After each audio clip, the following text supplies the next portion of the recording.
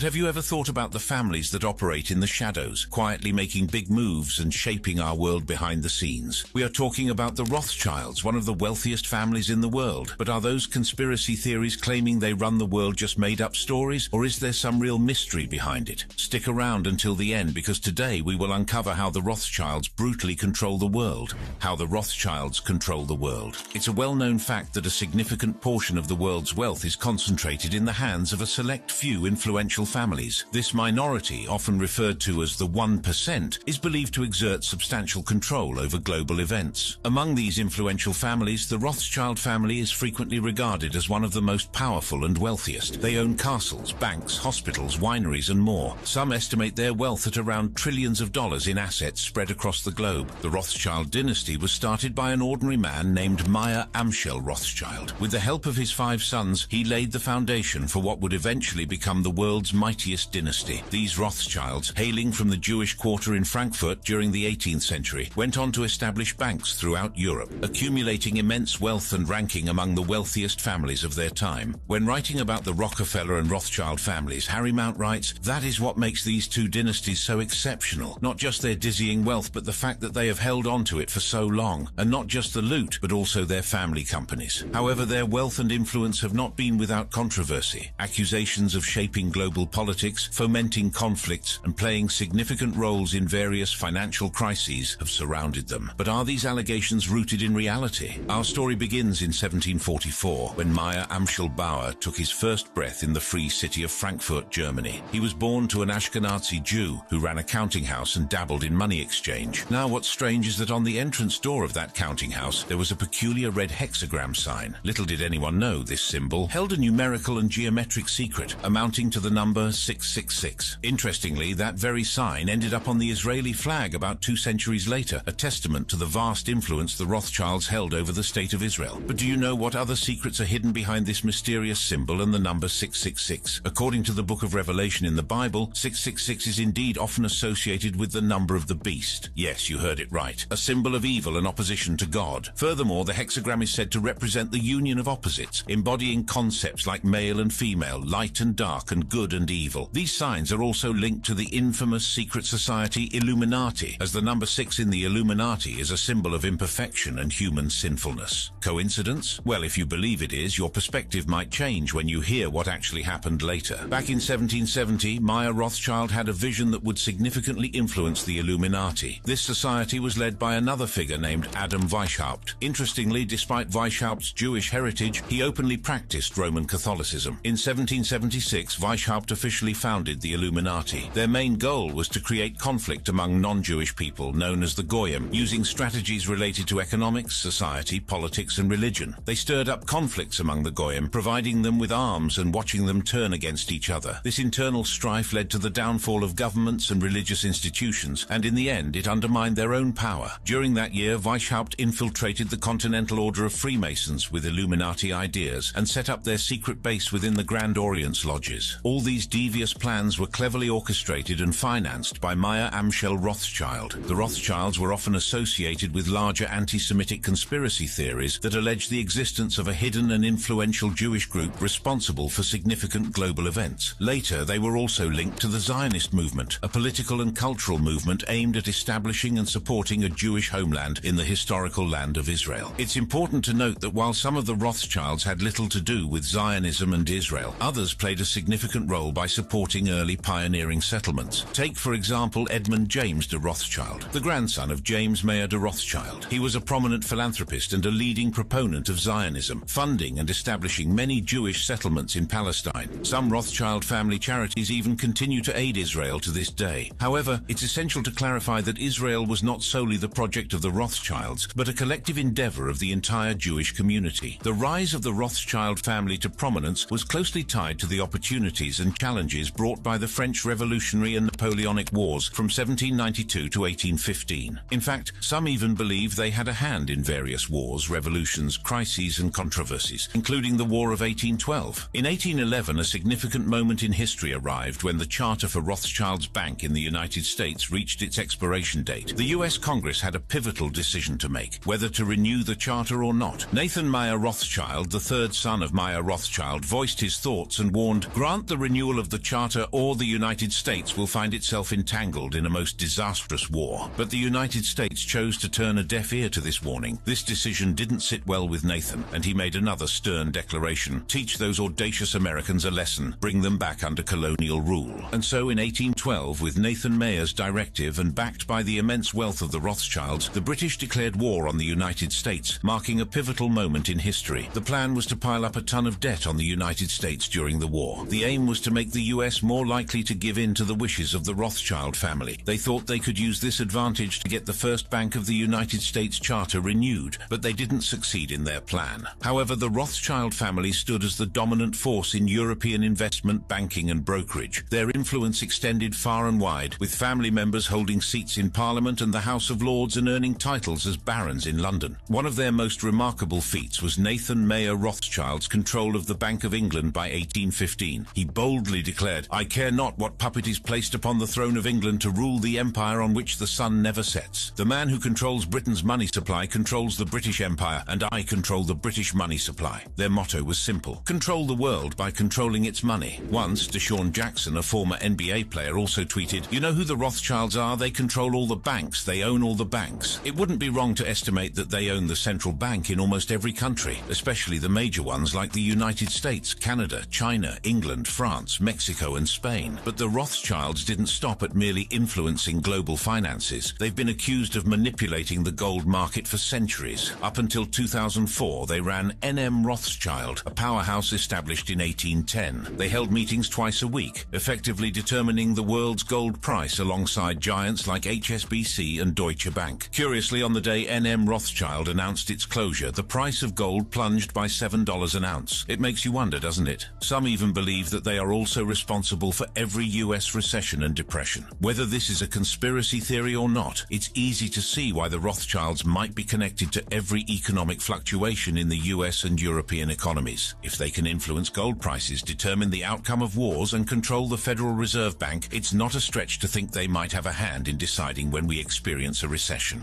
The early rise of the Rothschilds. You see, from their very beginnings to the modern era, the Rothschild family has always claimed a Jewish heritage. This claim has been a key factor in their journey to becoming one of the most influential families in the world. However, sometimes appearances can be misleading. Long before they proudly embraced their Jewish roots, the ancestors of the Rothschilds weren't Jewish at all. They were Khazars, hailing from the mighty kingdom of Khazaria during the 7th century. In those times, religious affiliations held tremendous importance in the realm of politics and international relations. The Khazars, who practiced a form of Turkic religion called Tengrism, decided to convert to Judaism, leading to a mass religious transformation among the Khazarian elite and nobility. Fast forward to the 10th century, and their powerful alliances began to crumble. Without support and plagued by ongoing conflicts, the once mighty Khazar kingdom saw its power gradually wane. Sensing the impending downfall, the ruling elite craftily migrated to Europe, using Judaism as a clever disguise. As a result, many of the people who identify as Jewish today actually have their roots in Khazaria or are Ashkenazi Jews. Despite having Asiatic Mongolian genes, they managed to stake their claim to the land of Israel, even though their original homeland was what we now know as Georgia. This clever transformation allowed them to integrate into the Jewish community and enjoy the advantages associated with being part of this unique ethnic, religious, and cultural group. With their newfound influence,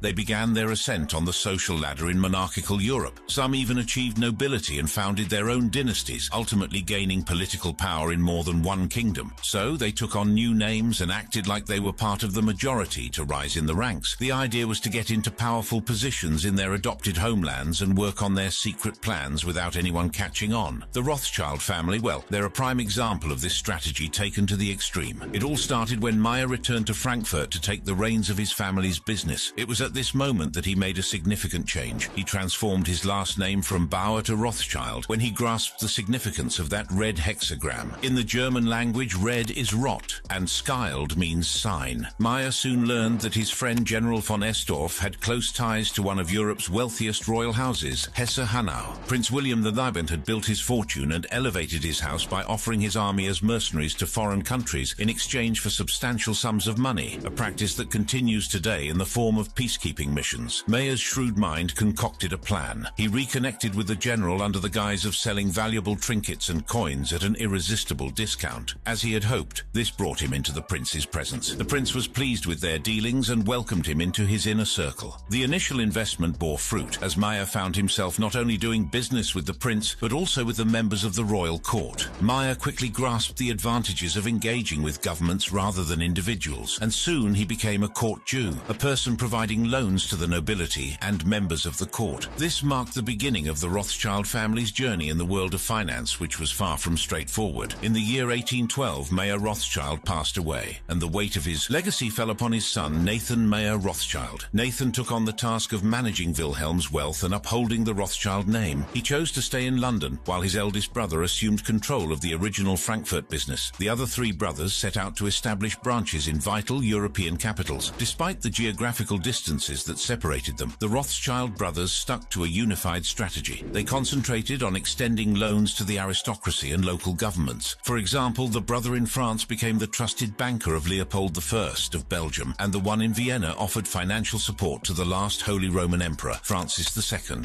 In the year 1815, all five of the Rothschild brothers came up with a cunning plan to make money during the ongoing war in Europe. They supplied gold to both of the main parties in the conflict, the Duke of Wellington and Napoleon. Nathan, who was working in England, financed Wellington's army, while James, who was in France, supported Napoleon's army. This is when they began their strategy of financing both sides in any war. Wars gave them a chance to make money without taking risks. The family used their powerful banking system that stretched across all of Europe and set up a secret postal service network of hidden routes. This helped them get important information before it became public, giving them an advantage in current events. Plus, because of their influence, their messengers were the only ones allowed to get through the English and French blockades easily. This allowed Nathan Mayer to know about the war's status before anyone else and use that information to make a ton of money on the stock exchange. One such instance was when Nathan had the Battle of Waterloo's outcome a full day before Wellington. Back then, British bonds were called consols and were traded on the stock exchange floor. Nathan, knowing the war's result, started selling the consols. The selling in the market made it look like the British were losing, causing a lot of panic and a big selling spree. However, what remained concealed from the public eye was that Nathan, after orchestrating the initial sell-off, quietly and shrewdly bought up the consols. As the news of the British victory finally surfaced, the market soared even higher than before, and Nathan's investment yielded a profit nearly 20 times its original value. After Napoleon's defeat, the Rothschild family gained even more control and influence in the core of British finance. They used their power to change how the Bank of England operated, bringing in a whole new way of banking. Instead of relying on moving actual gold around, they introduced a groundbreaking system centered on using paper for debits and credits. This transformation laid the groundwork for the modern banking system we know today. In the years that followed, the Rothschild family played a vital role in shaping the financial landscape of Europe. Whenever a government faced a crisis and needed financial help, the Rothschilds were often the first to offer substantial loans. This was evident after the turbulent events of the French Revolution in 1830 and the collapse of the Holy Roman Empire. Their lending business thrived and showed remarkable growth. For instance, the Paris branch of the Rothschilds, which had started with a modest sum equivalent to $5 million in 1820, saw astonishing growth, reaching an impressive figure of over $500 million by 1850. In essence, during the 19th century, the five Rothschild families fulfilled a role very much like what the International Monetary Fund, or IMF, does in today's world. They acted as stabilizers for major currencies, offering crucial loans to governments while accumulating substantial profits. By the 19th century, the Rothschild banking family had indeed become one of the wealthiest and most influential families of their time,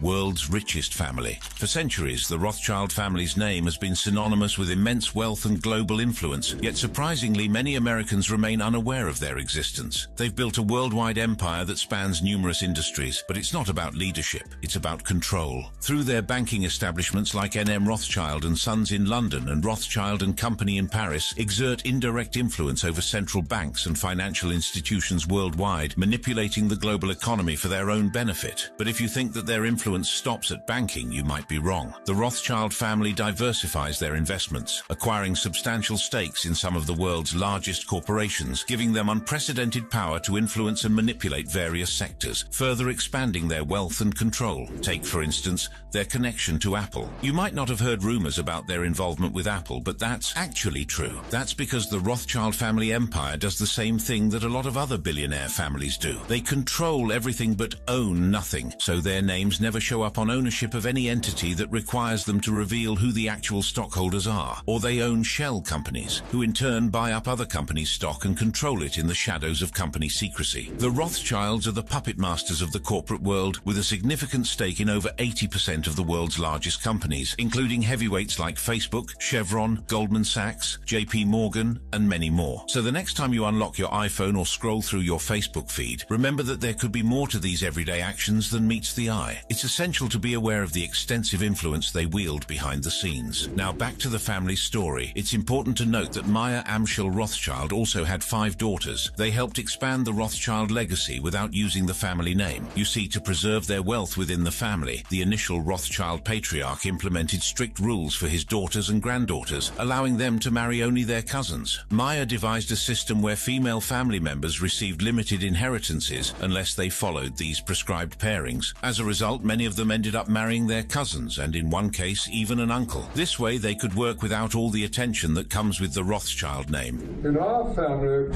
we've always tried to keep love in the family.